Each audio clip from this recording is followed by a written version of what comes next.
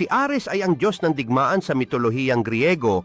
Anak siya ni Zeus at Hera, ang pinakamakapangyarihang Diyos at Diyosa sa Olympus. Kilala si Ares bilang marahas, agresibo at mahilig sa labanan, at siya ang kumakatawan sa brutal na aspeto ng pakikidigma, kabaligtaran ng Diyosang si Athena na sumasagisag naman sa estratehiya at katalinuhan sa laban. Inilalarawan si Ares bilang isang matipunong mandirigma, kadalasang may suot na baluti, may hawak na sibat o espada, at may kasamang mga hayop tulad ng buwitre at aso. Bagamat isa siyang makapangyarihang Diyos, hindi siya ganoon kasikat o iginagalang sa mga sinaunang Griego dahil nauugnay siya sa kaguluhan, pagkasira at kasakiman sa digmaan.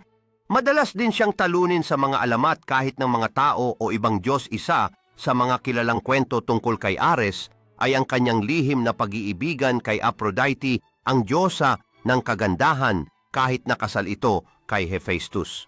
Nang mahuli sila'y napahiya sa harap ng ibang mga Diyos. Sa mitolohiyang Romano, siya ay kilala bilang si Mars na mas ginagalang at tinitingala